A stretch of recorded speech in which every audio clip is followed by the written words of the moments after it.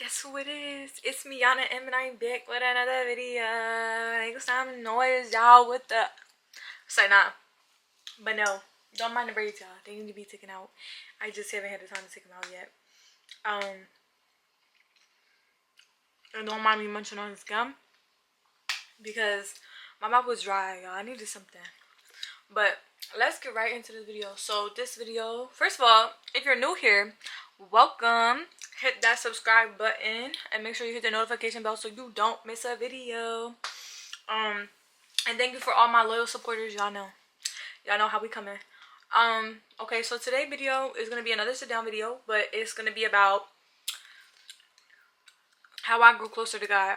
So I'm probably chomping way too much. Oh my gosh, sorry y'all. Let's get right into it. I wrote down in my notes like everything I want to talk about. So this video is about the 3 things that I started doing to really help me get closer to God. So I always get a lot of DMs asking me like, where did I start? How can I get closer to him? And I just want to say, like, I solely focused on my relationship with him. Like, that's really what I focused on. But I'm gonna tell y'all 3 tips or 3 things you can do to be successful at building a relationship with him. I will say this before we get into this video. I don't judge nobody on their religion or what they believe in. That is not my job. That is not my place. This is going to be a video about my relationship with God. So if you're not interested, then you know what to do. But without further ado, let's get right into the video. The first thing that I started to doing was creating a consistent prayer schedule. Now, when I first started off, y'all, I didn't even know how to pray. Like, I knew what praying was, but I never knew how to like actually pray. And I just started to like just talk to God, you know, like throughout my day or once a day, like depending on, you know, what is doable for you. Not everybody's able to talk as frequently because, you know, they got stuff going on and so on and so forth, or maybe they're just not, it's not a habit yet, right? You have to build habits. So step by step, it takes time to build habits. I started off once daily. Well, I first started off with conversation with him, just like random conversations here and there, because I really didn't know how to pray. There is no wrong or right way to put. The devil don't want me to get to see y'all. You see that? Messing my words up, stuttering. There is no right or wrong way to pray. Pray how you feel like you should pray. There's no specific words you say. There's no specific script that you follow. Pray what you need to pray about. Like, pray to him, talk to him. That's all he expects from you, you know? And of course, like with prayer, it's about consistency. This is what I wrote down. It's about consistency and building the habit of praying first. So even if it's just one, that's why I said if it's like 30 minutes a day, once a day, that's still a start. Don't discredit yourself or feel like you're not doing enough because you're trying. Okay, give yourself some grace, like you're trying. This is not a race. This is a marathon. This is a journey that you're going to be on. So it's best to let it, first of all, you want it to come naturally, which you will over time. When you're consistent with something, it becomes a part of your daily life, right? So that's the goal with praying. Okay, so praying, incorporating prayer throughout your day, whether it be before you eat a meal, before you go to bed, when you first wake up in the morning, whatever you feel like is a good start for you, start there. Okay?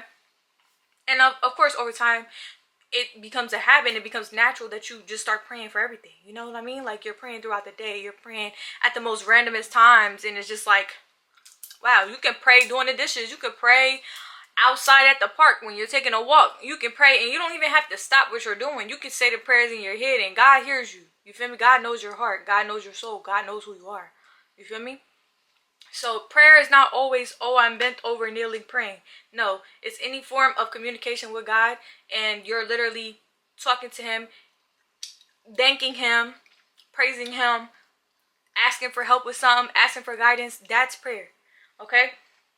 The next thing. I emphasize so much on devotions.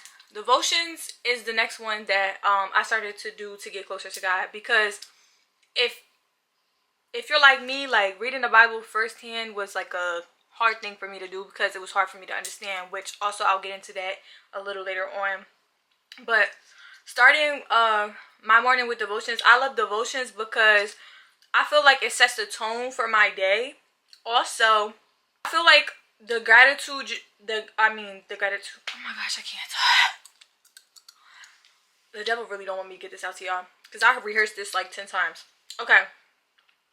I feel like devotions give us the opportunity to look within ourselves and apply what we read that morning throughout our day. Also, in devotions, sometimes they leave like scripture that you should read. So that's a good thing too, because then it lets you dive deeper into what the devotion is actually talking about. Or if you want to read more on and really dive deeper, or dig deeper, then you can read those things. Also, I like devotions because it can also help you understand from a different perspective. Maybe you took something the wrong way, or misinterpreted something, or a certain situation that you could be facing at that moment, or have faced in the past even. Like, it gives you clarity, it gives you a better direction, it gives you basically a whole different outlook. And I love devotions. Like, I like writing like stuff that comes to mind when I read devotions, and really intaking that word of the day. Like, that's a good way to start. If you're not 100% sure how to read the Bible, that could be a great place to start for you. And like really writing down, meditating on that devotion is important. That can help you start to understand and hear God more and things of that nature. So that's a good thing to do. I 100% strictly stick to devotions. I love devotions. I really do. Like, I can't even lie. I love devotions. And that also helped me to get into my Bible as well. So I am reading my Bible now. I have different versions that I read, but the common one I heard was KJV. That's a little harder to read if you didn't grow up on KJV. I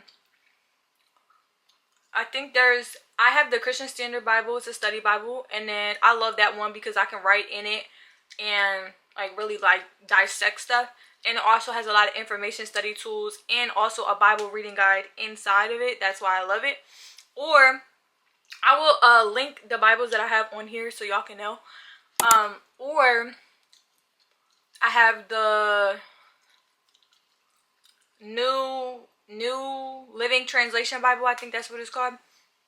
That was recommended to me by a pastor. So yeah, those are the Bibles that I like to read personally. I switch between them. If I'm not understanding one, I switch to the other. That way it can like help me understand more better of what I'm trying to read. So yeah, I'm gonna link those Bibles here.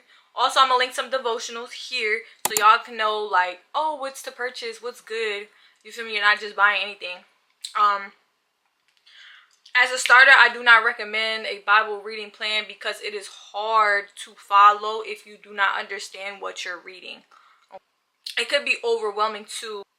The third thing that really helped me understand and get closer to God is reading books pertaining to God, pertaining to like the Bible in general, like scripture-led books, okay? I'm talking about fasting. I'm talking about fasting for breakthroughs. I'm talking about deliverance books. I'm talking about dream interpretation books through the Bible. Like, I'm talking about all those. Like, they have so many books that can like break it down so much like more.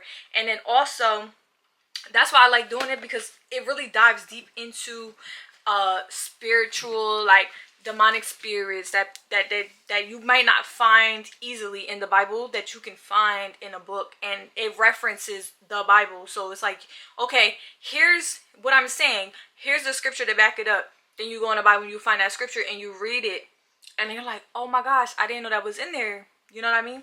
Stuff like that. And sometimes in the Bible, like I said, the wording can throw you off, or you make you not understand it. I don't know why my hair looks like, oh my gosh. Make you make it harder for you to understand on a deeper level, like past the context. I don't know if y'all ever heard of like surface reading. So like it's like you read something and you take it for what it is, but it has a deeper meaning. A lot of people do that when they first start reading the Bible because they're not on that spiritual level to understand on a deeper level, if that makes sense. So, but that comes with time, you know. And I feel like these books help you to get deeper, dig deeper. Like I remember, I'm gonna be transparent. I was reading a story, what Esther, and I was reading surface level. Like I was like, this is common sense. Like why wouldn't it? But it was deeper than what I was reading. You feel me? So I had to keep praying on it. I read that story like 6 times because I couldn't get the understanding. So y'all probably think I'm crazy. I don't care. Some people can't understand certain things or just read things differently, and that's okay. And I want y'all to know that that's okay. Also, these books teach you how to live in obedience. So if you're wondering how to like live in obedience or God's way of living, these books help you. These aid you. These guide you. These are guided books. I'm trying to think of some of the books I've been reading.